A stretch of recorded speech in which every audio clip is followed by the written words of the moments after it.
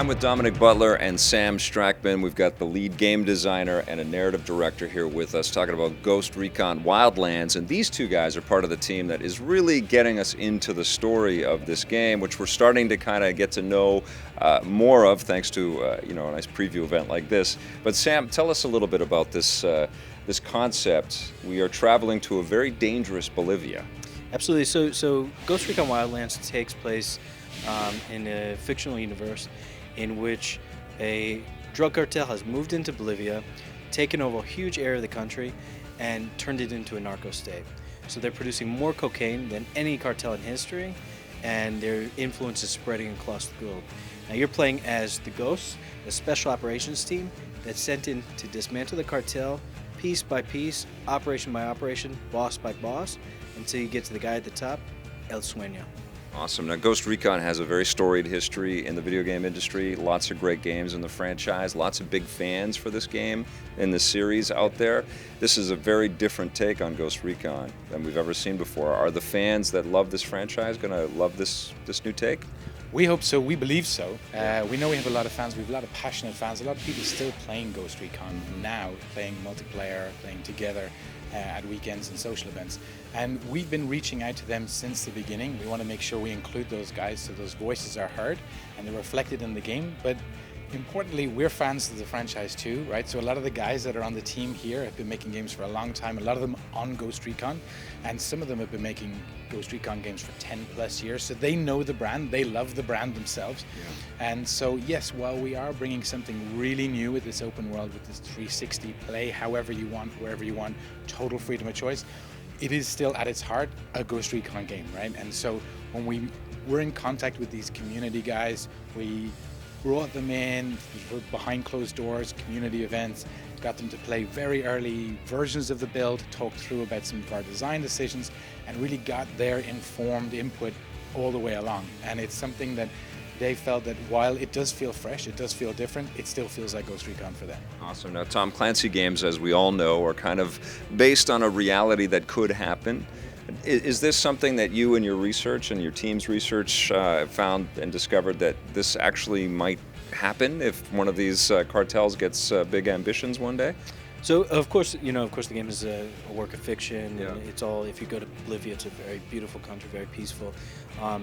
But one thing when we first started thinking about what it means to be a Tom Clancy game was they're always asking this question, what if? What if in the near future this were to happen? And for us, that question becomes, what if a cartel were to move into Bolivia? This is basically what we feel could happen. They gave us a choice, plata o plomo. Take the silver or take the lead.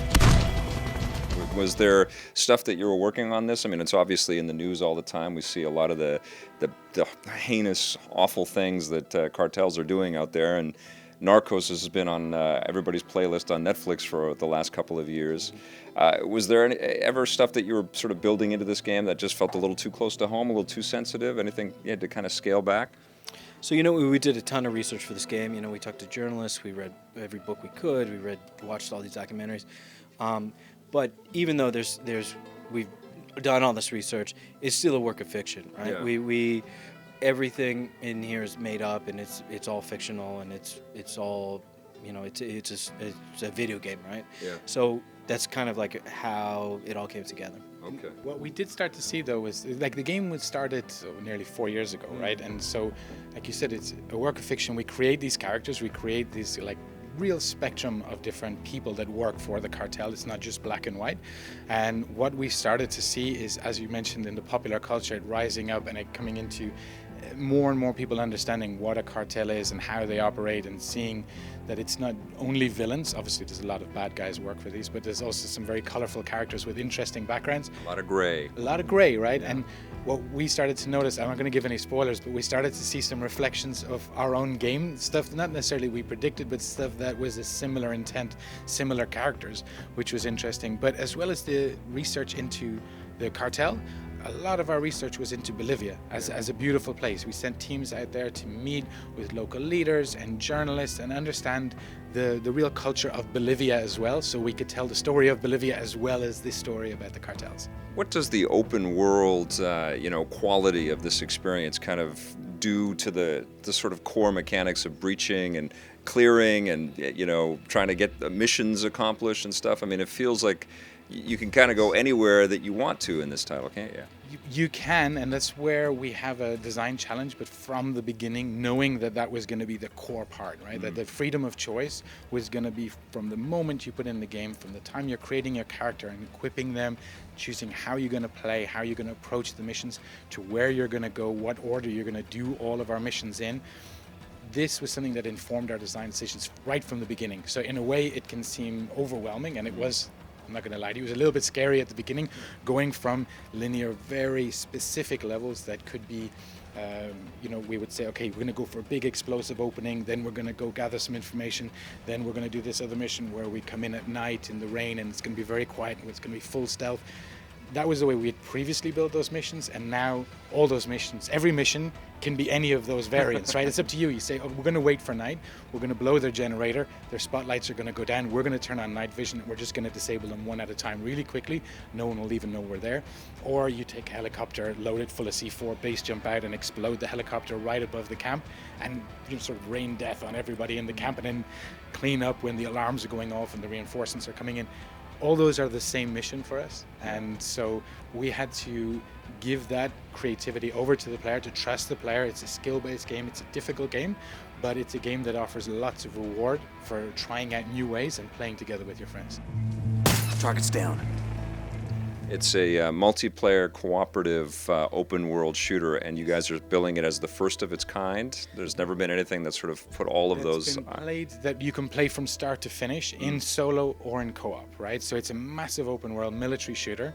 The difference is here that rather than saying, oh, there is a solo path and there's some optional co-op missions, or it's only available in multiplayer, this is something where you can play any segment of this, any part of the story, completely in solo or completely in co-op, or any mix in between. So I could have the game the day it comes out, Sam could get it the following day, you could buy it, I don't know why you would wait, but if you waited a week later and we decide we're going to team up, we can join up at any time. We keep playing. We're all progressing our own games. So then if I dropped out, if I had to go for whatever reason, you guys keep playing together.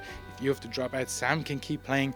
And you're always progressing. You're not saying, oh, this is my co-op progression, this is my solo progression. I'm never making sacrifices to play with my friends. Sure. I want to make sure it's always available to you. So in that sense, for us, it's definitely a first. That's amazing. So you, as a narrative designer, how do you sort of accomplish this? Because the idea of a linearly told tale is out the window. Absolutely. Right? Absolutely. Yeah, completely. I mean, and that was, it definitely was a challenge, a cool challenge from the beginning was, okay, you start this game, you have more than 100 story missions, they are open to you, and you can play them in any order, right? Yeah. So for us, it became not about the traditional linear storytelling of a video game, and more about pockets of little stories, right? Little episodes. So each real focus on character instead of plot, right? So taking, oh, here's the story of this guy who's he's generally a nice guy, but he also, his job is to melt dead bodies, right? Okay. And then here's this cocalero. Somebody's gonna do it. Yeah. And then here's this other guy or this woman who's like, she's a cocalero, right? So she's harvesting coca leaf for the cartel, not because she necessarily wants to, because she has to, because either the cartel's forcing her to, or because she needs to pay for food and for shelter and this kind of thing. So you have all these many different storylines, and why that's cool is because, like Dom was saying, it allows me to play a piece of the story and you to play the piece of the story, and us still have a ton of content to either play together or to explore as we want. And at the same time, you do have big tentpole moments, like after you'll have certain big boss missions as you progress in different operations. Very cool. Now, you guys have these example ghosts in some of the promotional artwork and stuff here, but obviously ghosts can be anybody, and you have the opportunity to customize your characters. Absolutely. Are you also in control of the storytelling around these protagonists? Yeah. And do they have a personality and a real relationship? Yeah, so just like you said, in fact, all the ghosts are fully customizable. You can be any ethnicity, any gender, all your gear you can set to whatever you want. So there's a careful balance for us, because we always want it to be not that, hey, you're playing this guy or this girl. It's you. You're playing yourself. You're playing your ghost, right? But we also want them, we don't want them to never talk or never say anything, right? Yeah. So that each of the ghosts has their own very unique personality, which we developed with a lot of work, actually working with real special operations guys to see how they thought, how they spoke, what kind of things they said, how they talked when they're in combat, out of combat, on mission, off mission. And we really developed that and developed those voices to try to make them authentic as possible. That was my question for you, Sam. Obviously, these are our heroes. Yeah. They're good guys, Yeah. and they're integrating into a society that is oppressed. And I would imagine they have a great deal of empathy. And do we get beats in the game where we're starting to see these guys, care about the average citizen of Bolivia and try to do things to help these people out? Absolutely. Yeah. So a big part of the game is about the Ghost's relationship with the civilians that's going on here, and the relationships with all the various groups that are working here.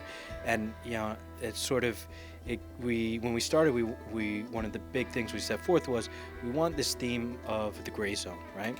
We don't want it to be black and white. It's not good guys versus bad guys, right? Mm-hmm. You're going to see all spectrums of different types of characters at various ends of the spectrum. Of course, you're going to have certain cartel guys who are just pure monsters, right?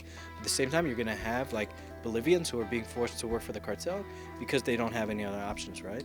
At the same time, you'll meet other civilians who are rising up to fight against the cartel because they want their country back, right? Yeah. And sometimes the Ghosts will encounter people who are friendly to them, and sometimes they'll encounter people who just don't want them there, and it's just sort of a natural part of what happens in these types of operations. We've seen some success with these open world sort of gameplay that's procedurally sort of given to you when you're going into these missions, and things can be different every time with Metal Gear Solid 5, even with the Far Cry games. What makes Ghost Recon feel different than those experiences?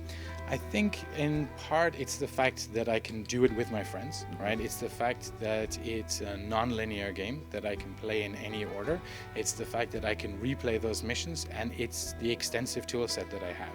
So it's about being able to really try and not have necessarily a mission fail because you tried to steal this helicopter and you didn't get the helicopter. Okay, mission failed, and go do it again. You try to get the helicopter. Oh, I didn't get it, but I managed to take this armored SUV at the same time. It's got a Gatling gun. Let's try it. Let's see what happens next.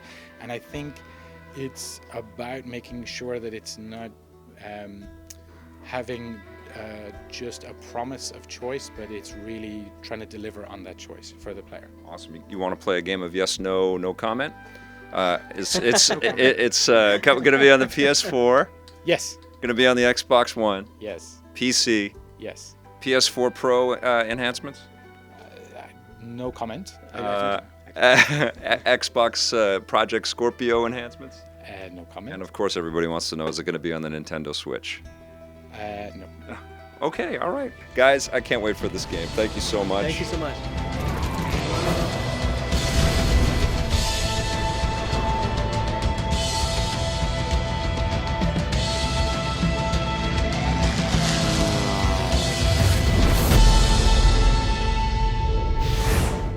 Hey, thanks for checking out that video on our EPN channel. It's just one small part of the things that we make around here. So if you liked it, don't forget to check out some of our other vids and hit that subscribe button.